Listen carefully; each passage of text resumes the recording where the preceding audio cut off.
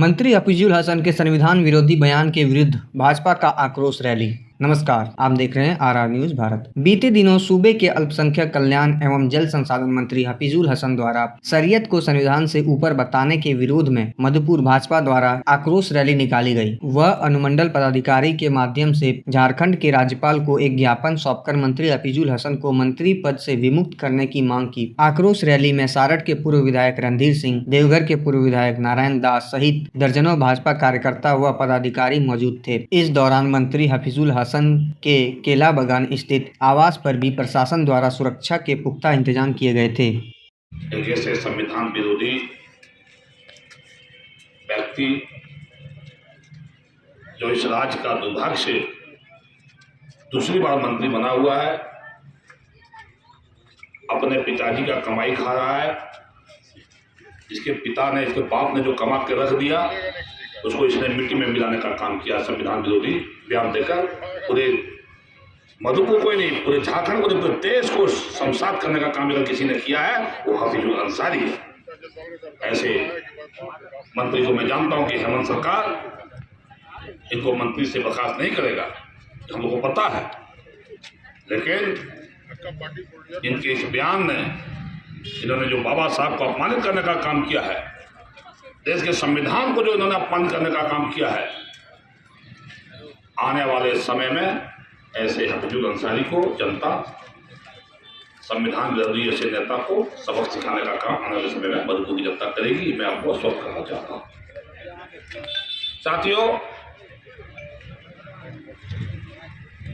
जो मंत्री संविधान की शपथ लेता है, संविधान का शपथ लेके आप विधायक बने, संविधान का शपथ लेके आप मंत्री का पद लिए और आप कहते हैं कि मेरे लिए शरीयत बड़ा है,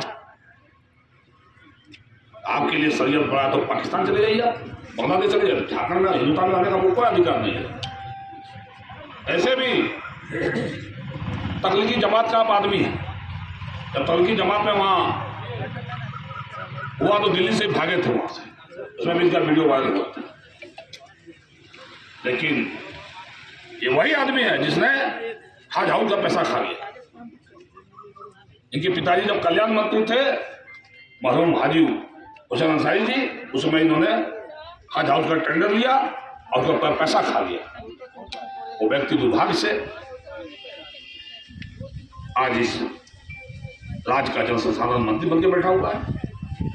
विभाग इनसे संभाल नहीं रहा है, राज्य इनसे संभाल नहीं रहा है, और कुछ से कुछ बयान देकर ये सोचते हम निकल जाएंगे। जब तक भारतीय जनता पार्टी का एक एक कार्यकर्ता है, इस देश के संविधान के साथ कोई छेड़छाड़ नहीं कर सकता, कोई बोल के नहीं निकल सकता है। आपको तुरंत पब्लिक डोमेन में आके माफी मांगनी चाहिए और बाबा साहब भीमराव अंबेडकर के प्रति जो आपने संविधान में विशेषता रखते हुए, विश्वास रखते हुए जो विधानसभा के अंदर आपने लोगोथ लिया है, उस चीज की बात करनी चाहिए। मैं खास करके दलित भाइयों से भी कहना चाहूंगा कि मधुपुर का जो आवाम है वो कहीं न कहीं हमारे समाज को तोड़ने का काम कर रहा है। और मैं कह सकता हूं, जितना भी महागठबंधन का पार्टियां हैं, जब चुनाव आता है और कहता है कि संविधान को खतरे में रखा जा रहा है और ये भारतीय जनता पार्टी के द्वारा किया जा रहा है, लेकिन आपको पता होगा बंधुओं, जब बाबा साहब भीमराव अंबेडकर ने संविधान लिखा, दो दलित कैबिनेट स्तर के मंत्री स्वतंत्र भारत में बने, एक बाबा साहब भीमराव अंबेडकर और दूसरा जगजीवन राम। जगजीवन राम कभी चुनाव हारे नहीं और बाबा साहब भीमराव अंबेडकर कभी चुनाव जीते नहीं। दुर्भाग्य की बात है कि तत्कालीन प्रधानमंत्री पंडित जवाहरलाल नेहरू के द्वारा बाबा साहब भीमराव अंबेडकर के खिलाफ उनके पीएस को मैदान में उतार जाता है और पंडित जवाहरलाल नेहरू बाबा साहब भीमराव अंबेडकर के खिलाफ प्रचार करते हैं। नतीजा ये होता है कि वो चुनाव हार जाते हैं। ये कांग्रेस ने बाबा साहब को अपमानित करने का काम किया है। ये संविधान बचाओ आक्रोश रैली था और यहाँ मधुपुर के जो विधायक और आज के सूबे के जो मंत्री बन के बैठे हुए हैं, जल संसाधन मंत्री हफीजुल अंसारी जी, इन्होंने जो संविधान से बड़ा शरीयत को कहा और संविधान का शपथ लेके ये विधायक और मंत्री बने हैं और बाबा साहब अम्बेडकर जी के संविधान को जो इन्होंने अपमानित करने का काम किया, बाबा साहब को अपमानित करने का काम किया है, ये इसको लेके जोरदार प्रदर्शन करके धरना के साथ आज अभी एसडीओ कार्यालय में हम लोगों ने एसडीओ को ज्ञापन दिया है और हेमंत सरकार से हम लोग मांग किए हैं और महामहिम राज्यपाल से मांग किए हैं कि अविलंब इस मंत्री को बर्खास्त करें। अगर मंत्री को बर्खास्त नहीं करेंगे तो आने वाले समय में जनता इस मंत्री को सबक सिखाएगी।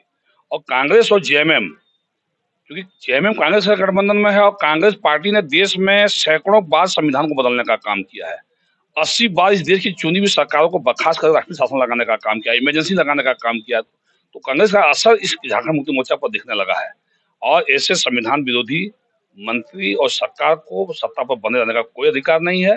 भारतीय जनता पार्टी इस आवाज को लेकर गांव-गांव तक जाएगी। अभी तो हम लोगों ने हर जिले में प्रदर्शन किया है, अनुमंडल में प्रदर्शन किया है, गांव-गांव इस मुद्दे को लेकर जाएंगे। निश्चित रूप से बाबा साहब भीमराव अंबेडकर के प्रति यहाँ के विधायक, राज्य सरकार के मंत्री के द्वारा जो बयानबाजी आया है वो निश्चित रूप से बहुत ही चिंताजनक है।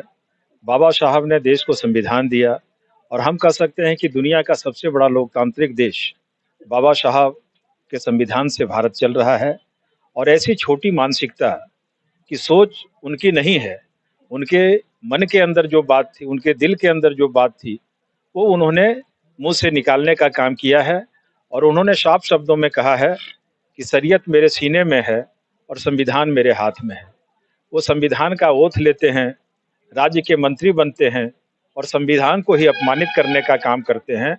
और मैं बार बार कहता हूँ, इससे बड़ा एक शब्द उन्होंने कहा कि मुस्लिम वर्ग अभी कब्र में नहीं है बल्कि सब्र कर रहा है और वो सड़कों पर आएंगे और घटनाएं करेंगे। तो एक प्रकार का गृह युद्ध देश में हो, उनकी चेतावनी उन्होंने देने का काम किया है। और हम कह सकते हैं, और यही घटना से पहलगाम में घटना घटी है। और मैं हमेशा बोलता हूं कि वो दिन दूर नहीं जब हम एक नहीं होंगे। तो जिस प्रकार बंगाल से निकाला गया हिंदुओं को, जिस प्रकार पाकिस्तान से निकाला गया, मुर्शिदाबाद से निकाला गया, कल केरला से निकाला जाएगा, हैदराबाद से निकाला जाएगा, बिहार से निकाला जाएगा, झारखंड से निकाला जाएगा।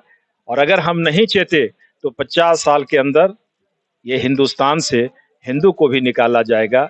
और मैं दलित भाइयों से ये आह्वान करना चाहता हूं कि कांग्रेस ने बाबा साहब अंबेडकर को हमेशा अपमानित करने का काम किया है और उनके सहयोग से ही झारखंड मुक्ति मोर्चा की सरकार यहाँ बनी है।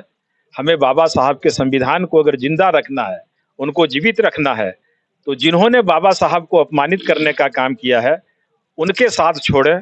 और जिस दिन हमारे देश में अगर तुष्टीकरण के तहत उन लोगों के हाथ में सत्ता, मुसलमानों के हाथ में, अल्पसंख्यकों के हाथ में सत्ता आ जाएगी, उसी दिन बाबा साहब भीमराव अंबेडकर के लिखे हुए संविधान को समाप्त कर दिया जाएगा।